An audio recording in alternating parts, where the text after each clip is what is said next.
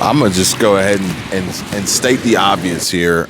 And maybe it's not quite as obvious as I think, because some people are running around with this idea that they are entitled to anything, really, and are only waiting for a handout to be given to them. Sorry, sidetrack.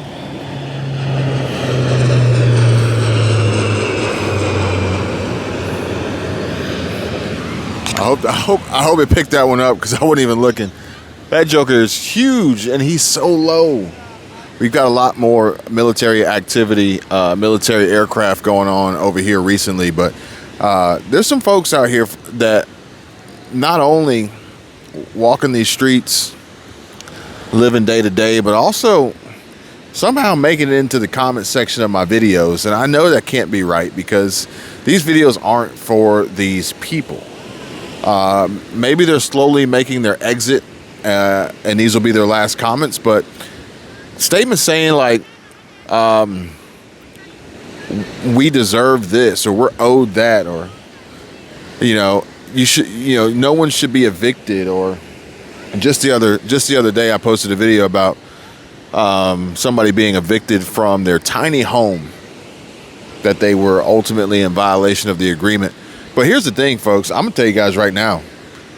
I would say there's a large percentage of opinionated viewers that are making comments and statements and expressing their opinions and emotions and reactions to the content, the information that I share with you, to help educate and inform and keep you guys aware of what's going on, potentially help get ready for what's happening. And they're making these opinionated comments and replies and responses and getting all heated and riled up, and they ain't even watched the video. They ain't even digest the information. There's no way you could actually make a logical and come across with any form of intelligence when a video is 30 minutes long and you have an opinionated comment within the first 5 minutes of its release. There's no way. So, I don't know if you guys have seen this clip. I'm going to show you guys this clip so y'all can see it. Some crazy nonsense that's going on. The video that I posted the other day about the woman being evicted, yeah, she had her own sob story. Everybody's got one. Hell, if I wanted to, I come up with my own sob story. And here's the deal. I don't expect anybody to take that story and change their opinion of me and give me any sort of handout or anything that I've earned everything that I've worked for. And I will continue to do that. Now, granted, I know there are some people out there who cannot, but they are the exception to the rule, and I highly doubt that they are the ones commenting about other people's financial situations, particularly these business owners, these landlords, these property owners, these investors, these banks, these corporations.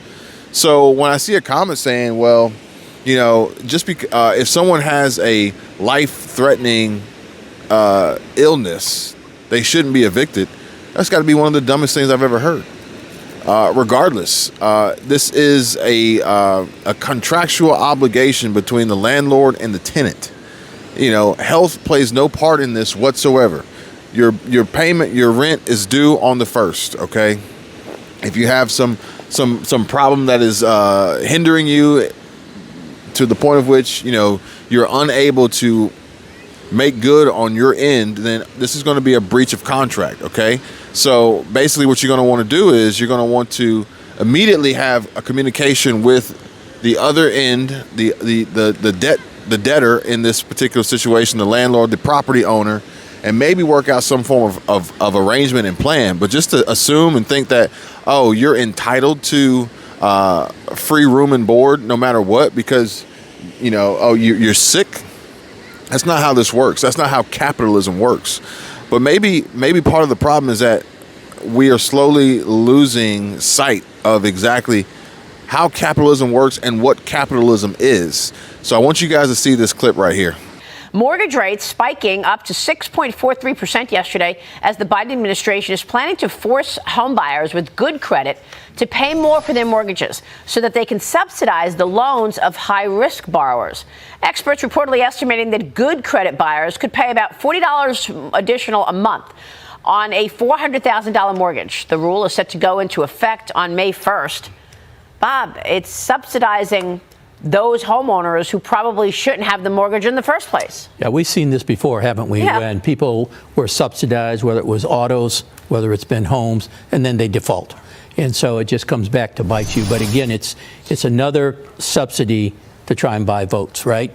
And I don't know what good credit is. I mean, is it a FICO score that determines that? Is there a price level by which the buyer, as I was mentioning to you earlier about LA, they have this rule out there now. If you sell your house, say $5 million, you got to give the governor $250,000 for homeless. It's unbelievable. Yeah, it's like you're locked up in your home. Well, I mean, they did this with student loans right before the election, Kaylee, and it was, telling young people that I'm going to forgive their debt sparked young people to come out and vote for Joe Biden. Yeah, and I think of this rule the same way that I even think of the electric vehicle push, in that it's a direct attempt to inject socialism into the economy. It is the federal government deliberately interfering with the market in order to force the market to act according to its whims, instead of just allowing consumers to decide for themselves what they want to buy, which kind of car, or who gets mortgages, who is eligible, right? These are things that the government should not have control over.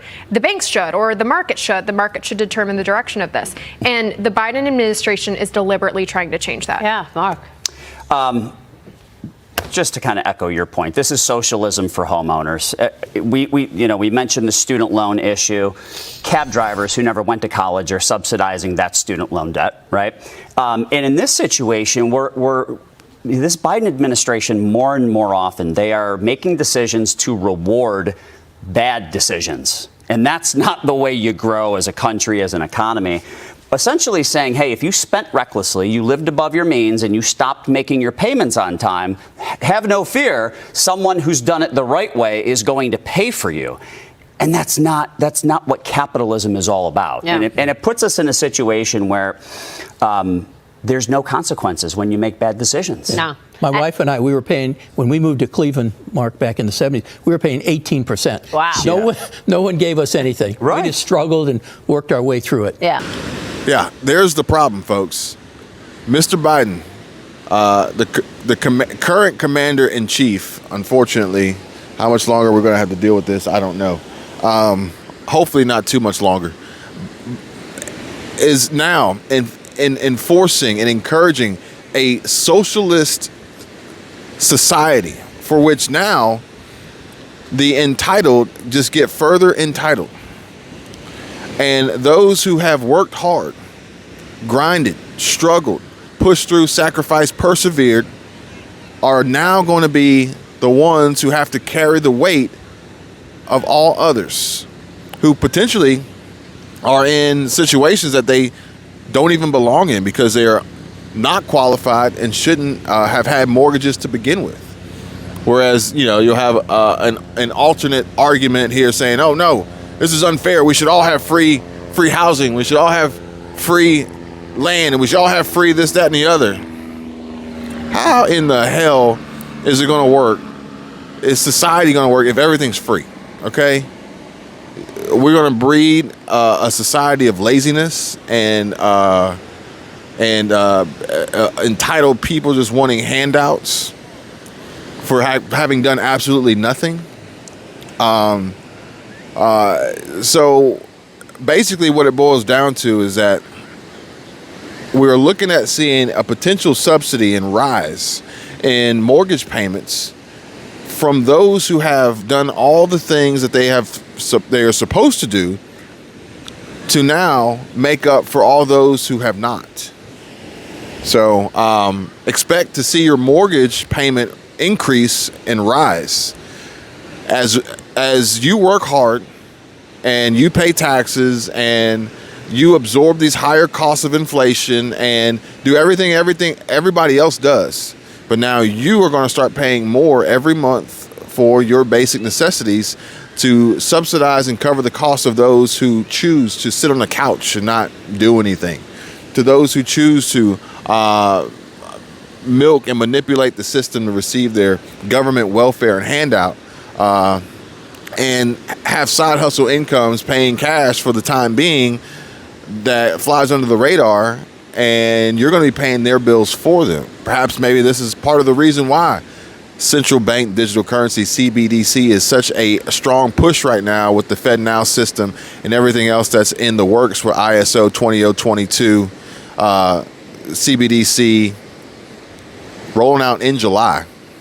Maybe this is part of that plan so that the people out here who are like egregiously, blatantly abusing this system, this system can be exposed. Now, granted, odds are you and I, we will still be carrying the weight, the burden on our shoulders of everyone else. And I say you and I because I would think that at this point, at this time in the video, the only people still sticking around and listening to what I have to say actually have, a head on, like a good head on their shoulders, common sense, the ability to discern right from wrong, up from down, hell, left from right, black from white, male from female. Let that one sink in.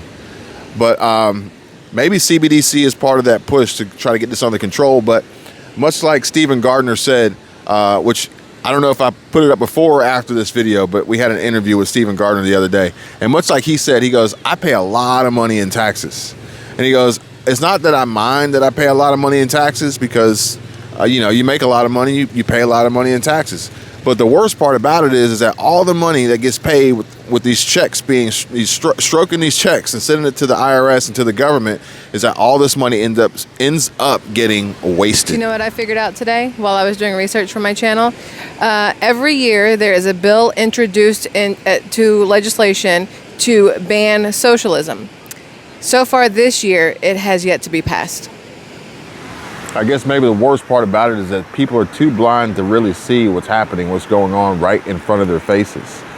With Congress, members of Congress actually manipulating and engaging in insider trading, selling off shares right before banking collapses were to happen, before the public even knew about it. Meanwhile, they want you to end up fighting with one another and agreeing to this socialist society, knowing that they will still be rich, continue to be richer, and ultimately make this socialist lifestyle, this entitlement lifestyle, a lifestyle of the poor, as the poor continue to get poorer. So I'm going to ask you a question because I know you read pretty much every single one of your comments, and you've actually started reading some of my comments for the videos that you're in. Okay. So the question I have for you, based on comments that were left on the video, are how do you feel about people being evicted from their property that they are renting as tenants? And is there any circumstance in which they should not be evicted? Well, circumstances where somebody should be evicted as renters from a location. One, if they're not paying their rent like they're supposed to, or if they are damaging the property, they should be evicted.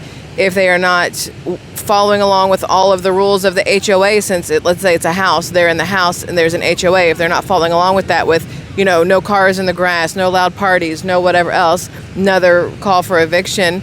And then, of course, if the landlord sells the property, of course, they're going to be evicted because it's no longer a property that they are legally able to rent from the person they have signed a rent agreement with. Now, I thoroughly appreciate your honest answer to that question. However, just because a property changes ownership, changes hands, does not automatically evict or cause for eviction or termination of the contract agreement.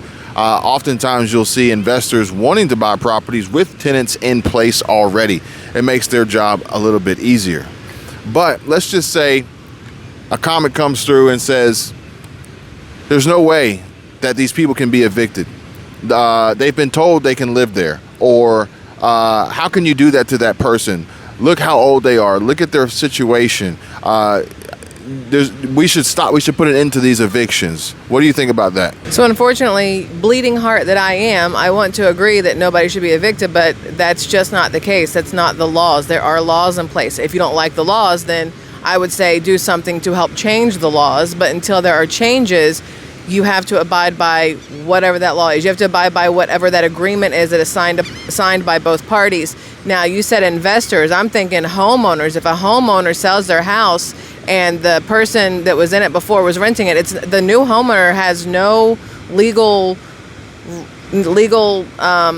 whatever the word is, I don't think, in order to continue renting to that person. Once it changes hands, you would then have to sign a new agreement with the renter, with the new owner. And if the owner and renter can't come to the same terms, then that renter would have to leave. And if they don't, then they would have to be evicted. And if they don't leave, then the courts would have to step in and take them out. I think you're trying to not step on the toes that I'm trying to get you to step on. So I'm gonna blatantly ask you, if you were a landlord and you owned a property and you had a contractual obligation and agreement with your tenant and they breached that contract and you were then legally allowed to evict them, how would you like it? How would you feel if you were not able to receive your money, your compensation for the property that you now cannot make money on with any other tenant, while these entitled people feel as though that they can stay there as squatters, not paying a dime, and you owe the world to them? How do you feel about that? Well, as the landlord or the owner, I would do what I needed to do to ensure that the people that were there that no longer needed to be there were taken out of there. How you feel?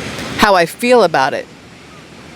I don't understand. Like, I feel that if it was my money, I would want to do what I needed to do to get the people out. Doesn't matter if they happen to be old, if they are sick, if they are whatever else. People who are saying, oh, no one should be evicted, and completely ignoring the landlord's side of the deal.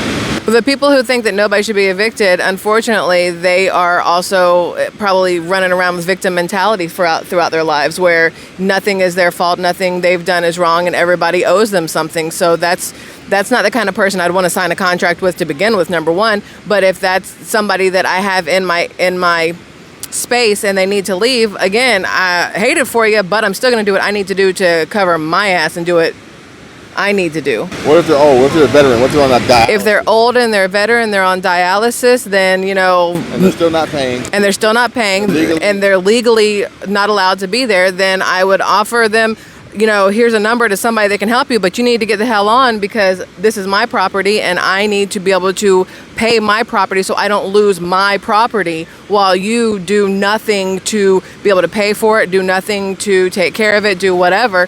I would still go to the courts and have them taken out. Now, how do you think that message will be received by the viewers of this video? How do I what? Think that message will be received by How do I think? I don't care how it's received by the viewers. I think it will be. I think that it'll be received as 50-50. 50% will say yes, that's right, because if I was in the same situation, I would do the same thing. Unfortunately, there's going to be people who are in a bad spot in life. You can't solve problems for everybody. They have to solve their own. And you're going to have the other 50% are like, oh my God, she's awful. It's an old person. It's a whatever. Well, guess what? They knew they were old. They knew that they needed money. They knew they were going to be on dialysis. They knew these things, and they still didn't do what they need to do to be able to cover their bills. That is not my problem. Yeah, but they're going to assume that you being a landlord are wealthy and have tons of money and don't need to collect rent payments.